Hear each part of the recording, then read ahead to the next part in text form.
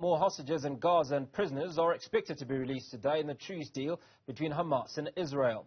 14 Israeli hostages held by Hamas will be released in exchange for 42 Palestinian prisoners. This will be the second exchange as the four-day truce enters day 2. Yesterday, 13 hostages were released by Hamas. As part of the deal, Hamas is expected to release 50 hostages by the end of the fourth day. For more on this story, we're joined by Roshan Dadoo, the coordinator at South African Boycott, Divestment and Sanctions. Roshan, appreciate your time this evening. Now, clearly some progress since our last conversation. Is this all part of the pressure? And I know that you as BDS, South African BDS, were part of many groupings across the world that attempted to put some form of pressure on Israel, or certainly and some on Hamas to reach some sort of a truce.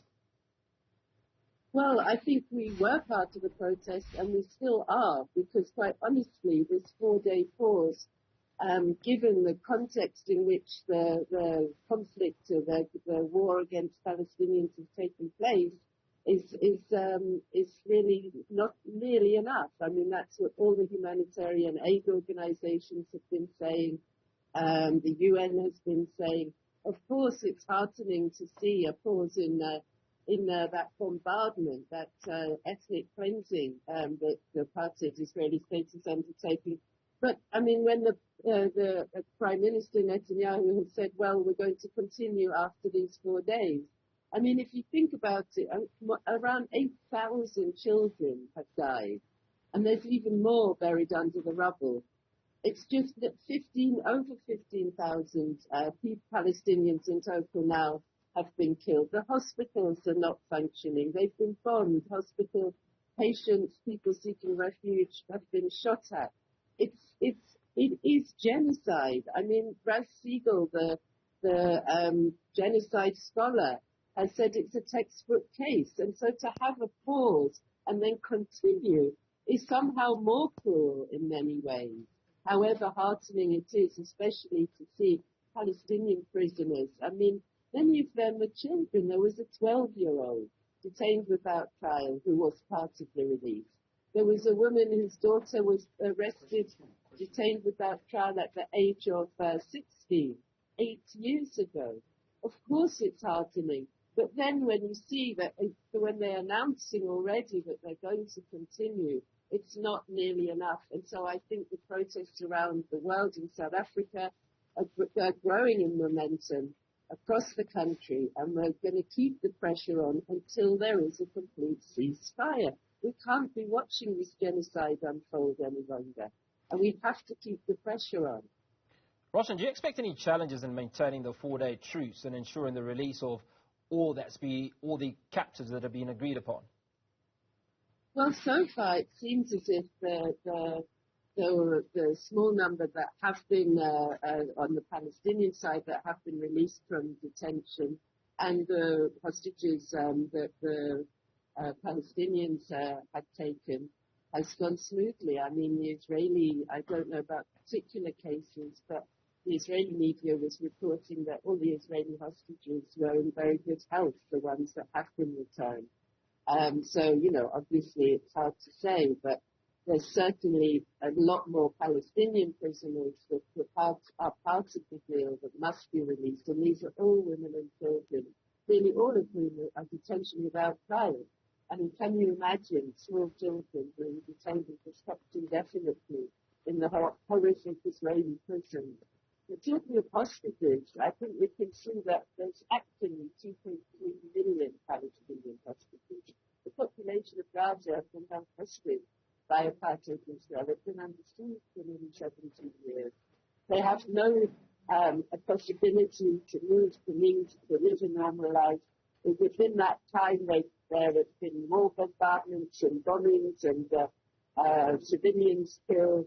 So really, if you want to look at hostages, 2.3 million people in Gaza are being held hostage.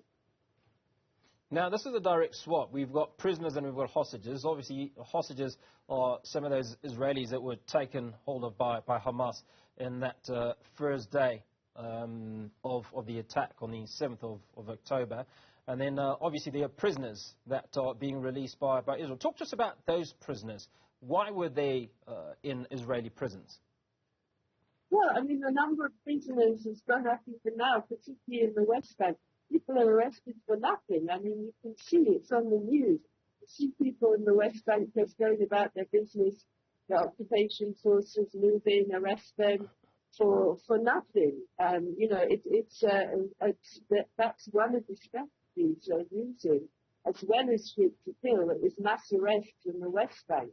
I mean, how can you have all of these children in prison? Plus, they are mostly detained without trial. When there are trials, it's in an apartheid Israeli military court. I mean, it's clearly not, it's like under apartheid here when there were mass arrests of children. It's not a normal country. I mean, it's sadistic, and it's also quite psychopathic the way that the apartheid Israeli state is behaving at the moment. Because it's not just the bombardment of Gaza, it's also the bloodiest year, the deadliest year for Palestinians in the West Bank. And arrests are just rising and rising and rising. So you can clearly see that it's genocide in the sense that it's all Palestinians. It's all Palestinian people that are being ethnically cleansed yet again, ongoing after, as Palestinians have been saying. Since the founding of the State of Israel, through ethnic cleansing, through acts of terror, through erasing Palestinian villages and creating the 700,000 refugees, many of whom are the people now trapped and held hostage in Gaza. Roshan, are you at all familiar with how these prisoners or hostages were treated in captivity? The one thing that we do know is that Shana Peri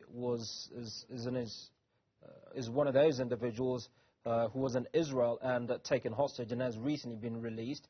We also know that she was diabetic. So are we familiar with the conditions in which the hostages or prisoners were kept, particularly those that had various conditions such as diabetes? Well, it seems from the reports, from the Israeli media reports, that they were treated very well because they are considered to be by Israeli hospitals, all of them in good health, all the ones that have been reported on at that time from yesterday. So there's not been any theories to suggest otherwise to that, including in the Israeli side. And I think it was not in the interest of the existing trying to do anything other, unlike the apartheid Israeli state, which, as you know, has the Hannibal doctrine, basically means they don't mind if their own civilians as well get killed in the process of conducting operations. And it's quite remarkable that people were kept in such good health, given situations, given bombings and so on, that the people of Gaza have been subject to. Now, how are the citizens in Gaza and Israel reacting to the release of the hostages and this temporary halt in hostilities?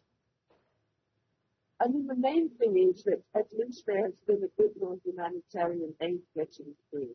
But even with what's needed, according to the international humanitarian aid agencies, it's still pretty much a drop in the ocean.